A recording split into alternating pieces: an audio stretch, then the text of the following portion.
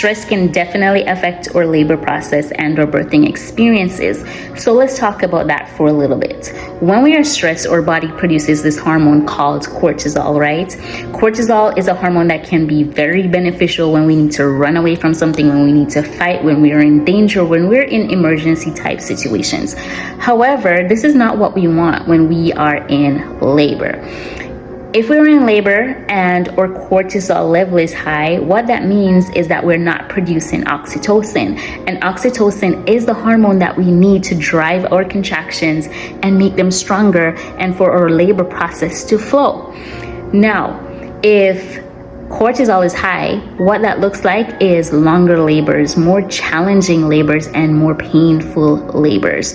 So let's talk about two techniques that we can use to get back into the flow, to get back to an easier labor. The first technique that we could use to get rid of this cortisol, hormones that we do not need, stress that we do not need, is visualization.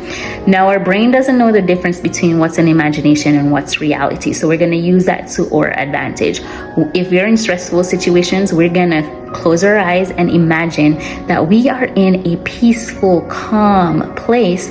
Therefore, we're counteracting the stress hormone that's being produced, and we will allow oxytocin to flow so that labor can progress the way it's supposed to.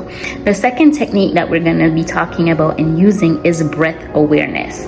When we are stressed, we tend to have that shallow breathing. That's not what we need for labor. We need deep, rhythmic breathing to be present.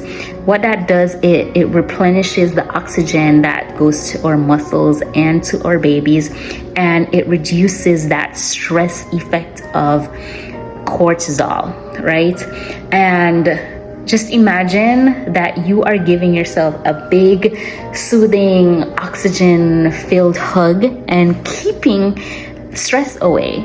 That's how you labor. That's how you have shorter, less painful labors, when we eliminate stress.